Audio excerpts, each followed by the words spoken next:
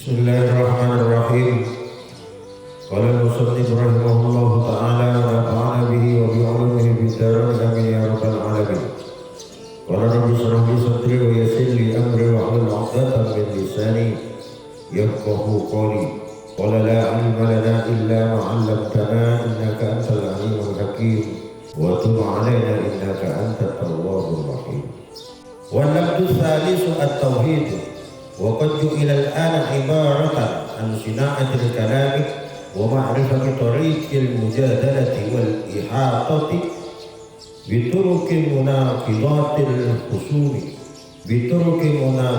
الخصوم والقدرة على التشدد فيها بتكثير الأسئلة وإثارة الشبهات وتأليف الإلزامات حتى لقب طوائف منهم أنفسهم بأهل البطل والتوحيد وسمي المتكلمون العلماء بالتوحيد مع جميع ما هو خاصية هذه الصناعة لم يكن يعرف منها شيء في العصر الأول بل كان يشتد النكير منهم على من يفتح بابا من الجدل والممارة.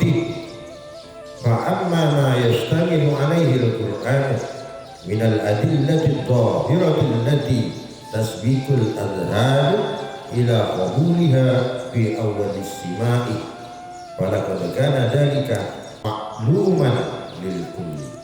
وقد جئل dan sungguh telah dijadikan apa ilmu tauhid al-ana saat ini atau sekarang ibaratan sebagai ungkapan-ungkapan, ibarat-ibarat ansinaatil kalami terhadap kepiawaian di dalam berbicara, kelihayan, kepandaian di dalam berbicara. Wa ma'rifati thariqil mujadalah dan untuk mengetahui jalan-jalan perdebatan wal ihatati bi turuqil munaqidatil khusumi dan keahlian dalam jalan-jalan pertikaian terhadap lawan wal qudrati ala tasyadduqi dan kemampuan atas menekan atau mendesak fiha dengan lawan bitaksiril as'ilati dengan banyaknya bertanya wa izaratis syubhati dan memberikan pengaruh keraguan-keraguan wa ta'lifil ilzamati dan menyusun ketetapan-ketetapan atau dalil-dalil hatta sehingga laqaba menjuluki menobatkan sama tawaifu apa kelompok-kelompok minhum dari mereka anfusahum terhadap diri mereka bi ahlil badli dengan ahli perdebatan buat tauhidi dan ahli tauhid. Summiya al-mutakallimuna dan dinamakan al-mutakallimuna siapa ulama-ulama ahli kalam itu al-ulama bit tauhid dengan ulama yang ahli tauhid. Yang ketiga yang kita bahas ini adalah dari 5 lafaz-lafaz di dalam agama yang terjadi pergeseran arti, fungsi dan makna.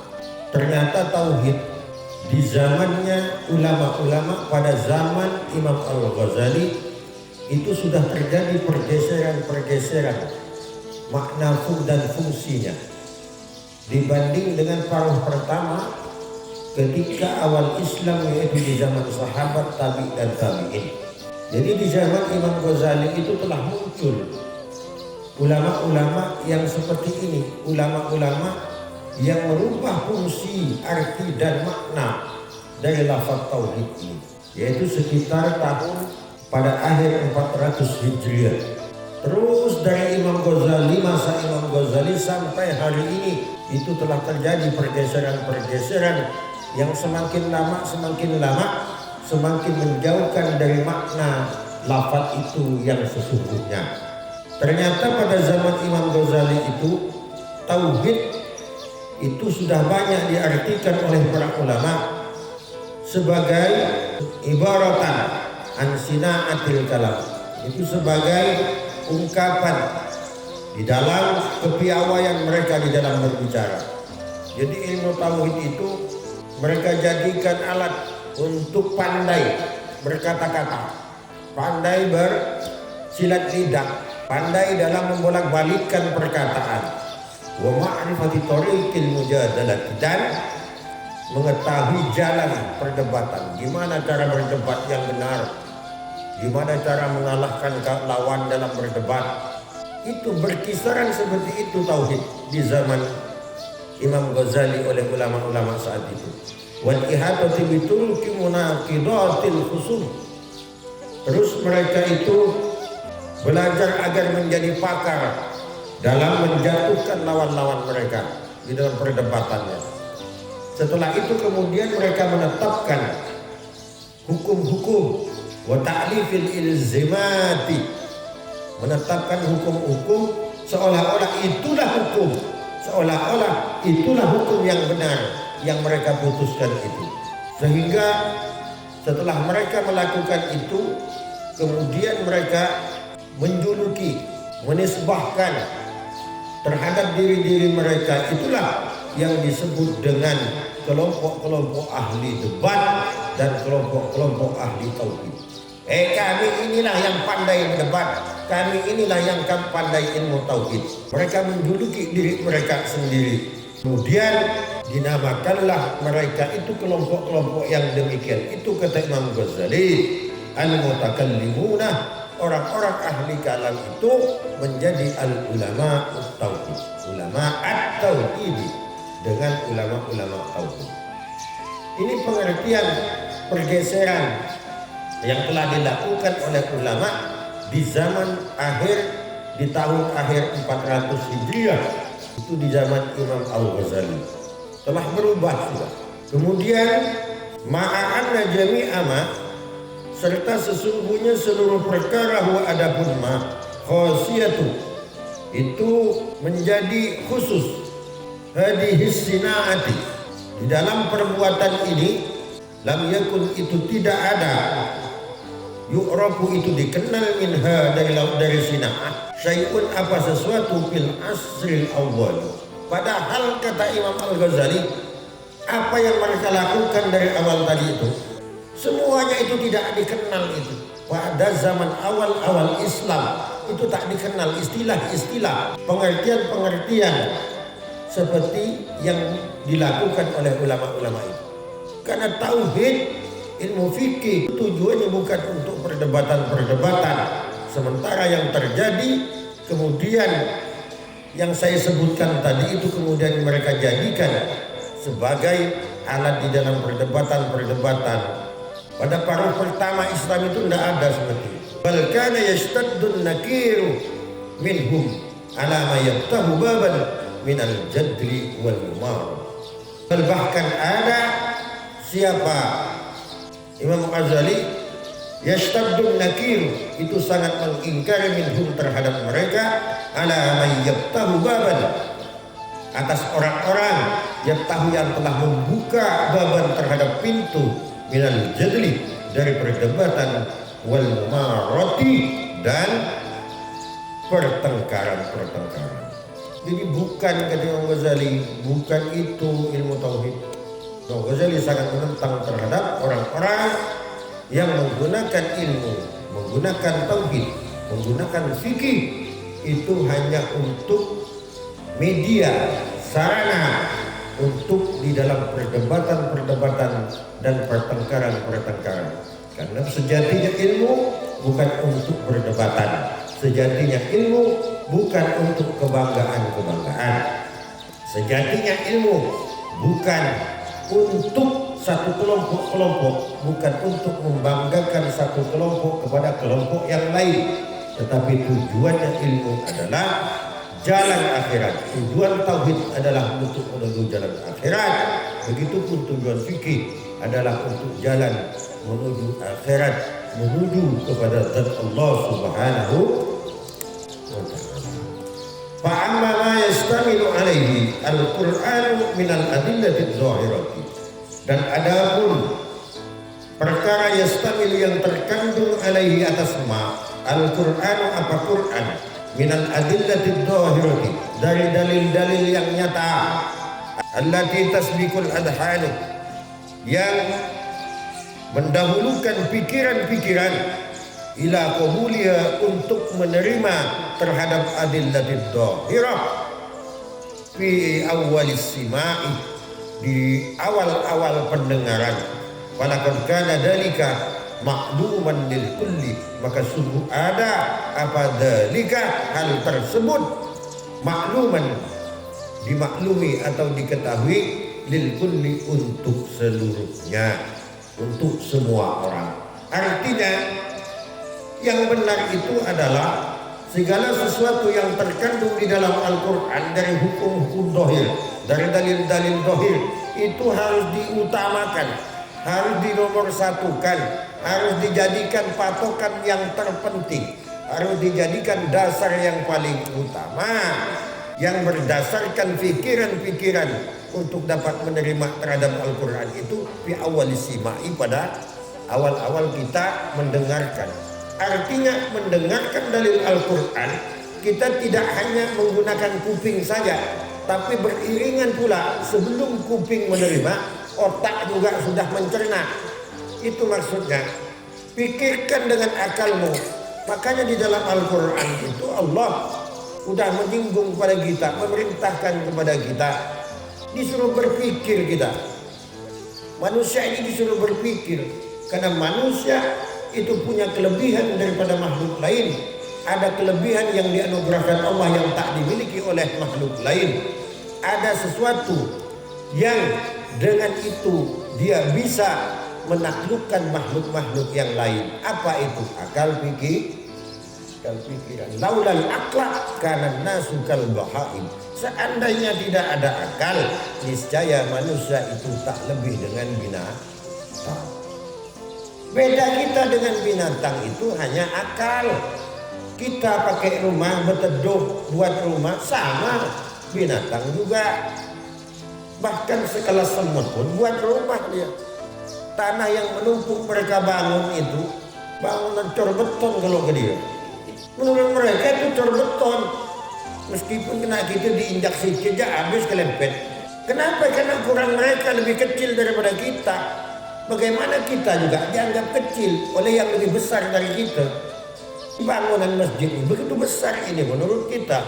Tapi menurut makhluk yang lebih besar, sekali tak habis. Mereka makan sama kita makan, mereka juga makan. Sapi makan rumput, kita juga makan rumput. Sampai makan kangkung, makan bayam, emang bukan rumput itu. Sama. Binatang buang air, kita juga sama. Kenapa bedanya di mana? Bedanya mereka dimanapun dikeluarkan, kalau kita masih kowe. Itulah akal.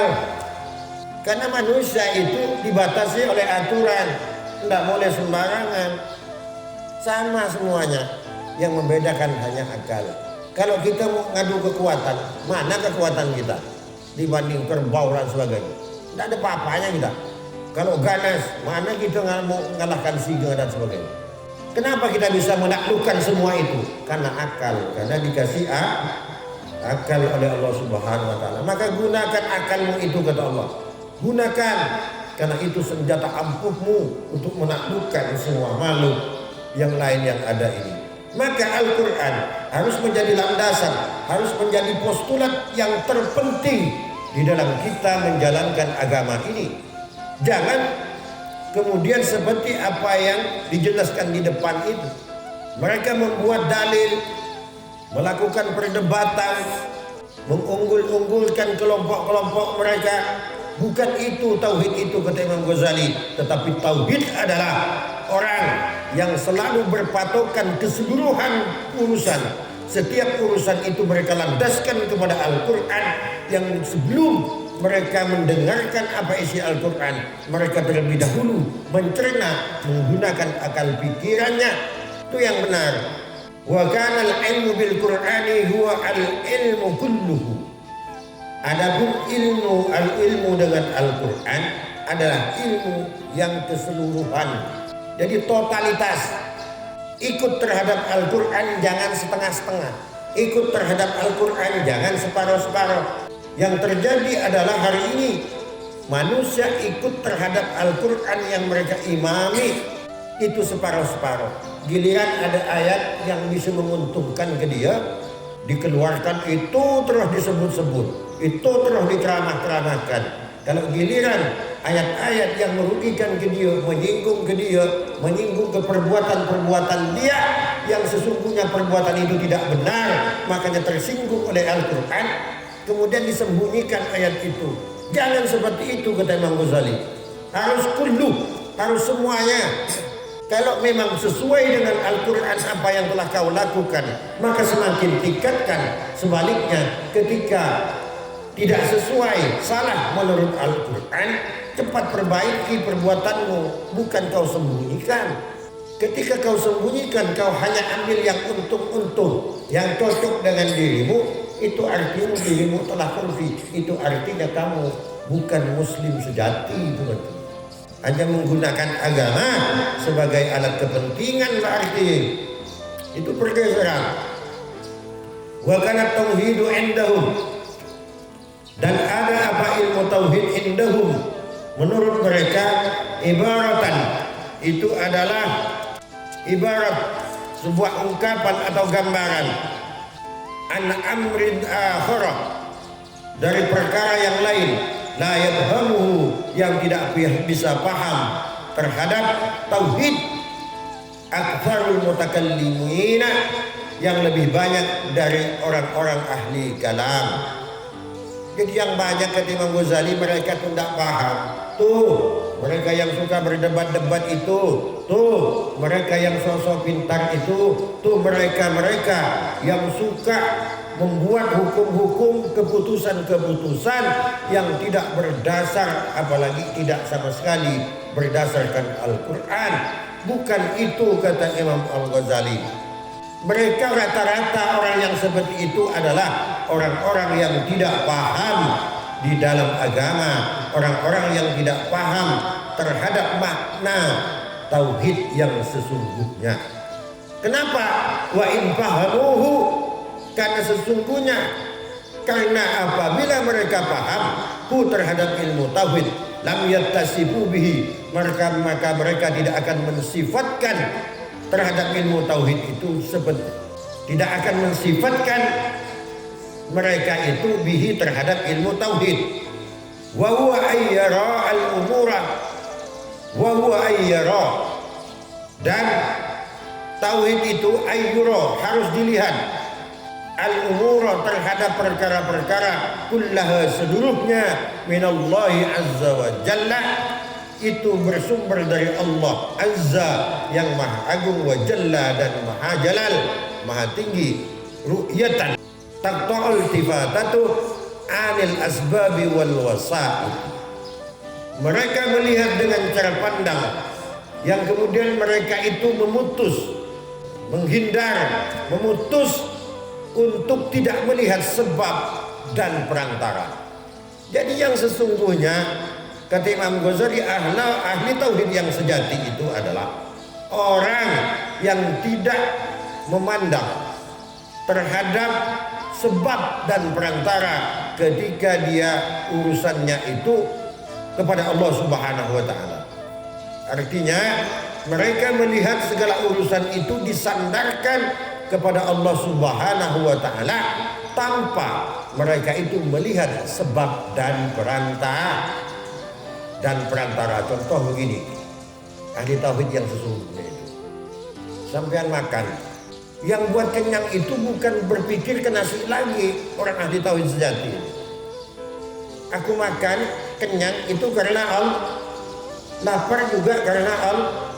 Itulah tauhid. Kalau ulama-ulama ini yang kita bahas ini, mereka membahas itu kenyang itu sebab makan, lapar karena tak makan. Kalau ahli tauhid sejati itu bukan asbab dan wasaidnya yang dijadikan persoalan, tetapi kembalinya langsung kepada Allah. Itu sebab karena Allah. Orang sakit, kenapa bisa sembuh? Ya karena berobat dia ke dokter sembuh. Itu tauhid hari ini. Tauhid yang dimaksud dari Imam Ghazali, penyimpangan-penyimpangan ini. Kenapa dia sakit? Karena ini, kena ini, kena itu. Kalau yang ahli tauhid sejati bukan seperti itu. Buktinya apa? Tidak sedikit orang yang berobat bukan makin sembuh tapi makin parah. Tetapi justru orang yang tak berobat yang sembuh kadang. Itu bukti bahwa semua itu atas kehendak Allah Subhanahu wa taala. Orang yang hari ini udah kita prediksi, nampaknya tinggal hitungan. Ketika seminggu pas sehat, sampai hari ini sehat seperti biasa. Justru kadang-kadang pagi dengan kita bergurau sebagai, tiba-tiba sore lagi ding mati. Ternyata tauhid sejati itu tidak berpikiran mereka sepicik itu. Mereka berpikir itu segala sesuatu itu adalah atas kehendak Allah semuanya. Mereka menyampingkan sebab, menyampingkan perantara itu. Maka kita makan menurut Allah pun lapar. Kadang kita tak makan juga terasa kenyang. Meskipun kenyataannya perut kosong tapi terasa kenyang. Jadi makan bukan penyebab Anda kenyang, lapar bukan penyebabnya Anda tidak makan. Semuanya atas kehendak dari Allah Subhanahu wa taala. Sunan Kalijogo berapa tahun tak makan? Adakah logika yang bisa mengatakan bahwa bertahun-tahun tak makan jadi batu seperti Imam Sunan Kalijogo masih bisa hidup kembali seperti biasa? Logika mana yang bisa mencerna itu ketika itu bukan atas karsa dan kuasa Allah Subhanahu wa taala? Tidak akan pernah terjadi. Itu orang tauhid. Kalau orang tauhid itu harus cepat kembalikan kepada Allah. Ketika telah dikembalikan kepada Allah, orang ahli tauhid sejati, dia tidak akan pernah pusing kepalanya, tidak akan pernah gundah dia, tetap selalu tenang hidupnya, tetap selalu damai hidupnya. Kenapa? Karena akan berpikiran orang yang ahli tauhid sejati itu, apapun yang terjadi terhadap diri dia itu, baik itu sesuatu yang menyenangkan, sesuatu yang menyusahkan, sudah dikembalikan semua kepada Allah Subhanahu wa taala. Percuma aku sedih, buang-buang waktunya, bikin aku galau ya. Dah kembalikan ke Allah, ini tak lepas dari Allah semua. Mudah-mudahan ada hikmah besar dari apa yang hari ini kurasakan kepahitan, tapi besok lusa akan datang sesuatu yang manis, karena ini semua atas kehendak Allah. Katanya Allah itu melakukan sesuatu itu pasti ada hikmah besar di belakangnya, ada hikmah semuanya. Orang minum, kemarin tadi jelaskan, orang minum sirup belum tentu itu yang membuat orang sehat. Waktu minumnya enak manis, tapi lober biasa lebih bedil.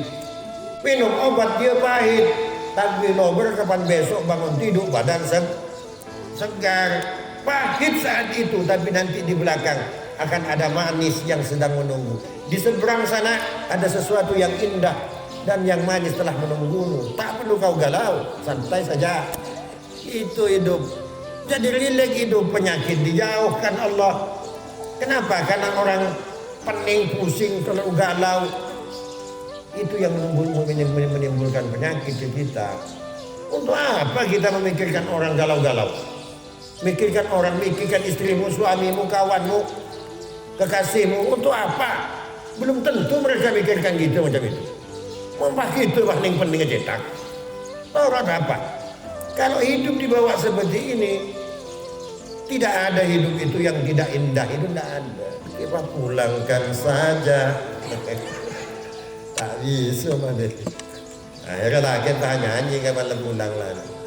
Masak sendiri kan lagi. Ada tanah aki lah. Karena taman pula tanah dibi. Kalau telur orang ikon ini bini nak. Kedela bini ni bah abang datang. Ma, abang pulang ma. Tak santai saja hidup ini kita bawa, rileks, pasrahkan semua kepada Allah, tetap ikhtiar, satukan pikiran, satukan hati, satukan perbuatan itu untuk Allah Subhanahu wa taala. Tenang hidup, santai. Paling mesti tak pati santai itu sampai tadi sekali. Berada pikiran berbuat kecil. Kenapa? Karena tujuan itu seseorang mencari sesuatu itu, kalau di dalam ilmu ihya ini bukan sesuatu yang engkau cari itu sebenarnya. Tapi kamu mencari sesuatu karena ingin sesuatu yang lain. Paham? Mencari sesuatu karena tujuannya pada sesuatu yang lain. Contohnya apa? Sampai cari uang. Apa karena sampai cari uang? Yang sampai tuju itu uangnya? Bukan. Yang sampai tuju sebenarnya yang sampai cari itu uang, tapi yang sampai maksud itu adalah beras. Yang sampai cari itu uang, yang sampai maksud adalah gelang.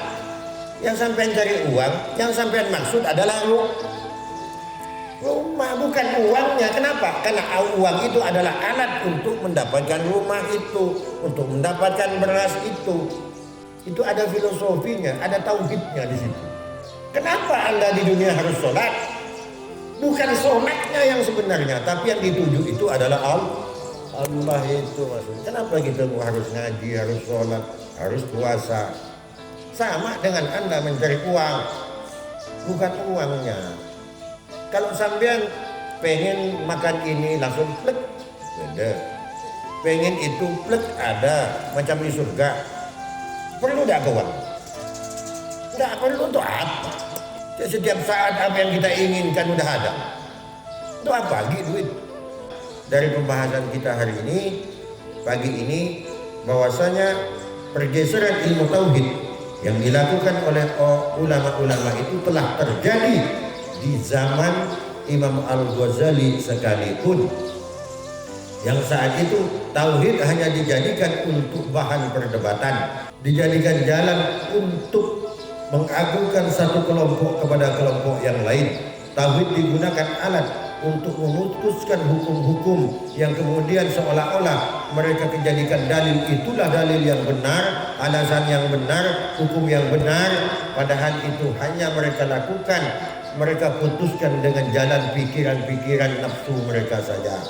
Padahal kata Imam Ghazali, sesungguhnya tauhid sejati itu adalah tauhid yang tetap bersandar kepada Al-Quran, dan dia tidak hanya menggunakan alat pendengarannya, tetapi sebelum mereka menerima dengan alat pendengaran, mereka menggunakan pikiran dan menyandarkan segala sesuatu itu hanya kepada Allah, tanpa memandang perantara, tanpa memandang sebab-sebab apa yang menjadi sebab dan perantara terjadinya sesuatu itu, tetapi mereka langsung tertuju kepada sesuatu yang terjadi, bahwa itu tidak lepas dari qada dan qadarnya Allah Subhanahu wa ta'ala. Demikian, subhanallah wa bihamdihi, subhanallah wa bihamdika, asyhadu an la ilaha illa anta, astaghfiruka wa atubu ilaik.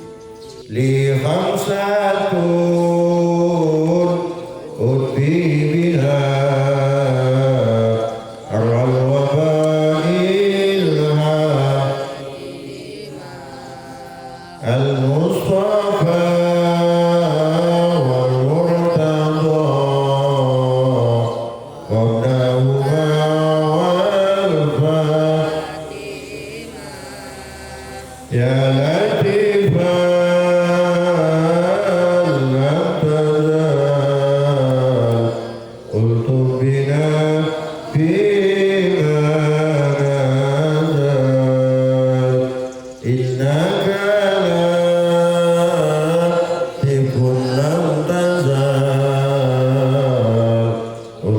Bina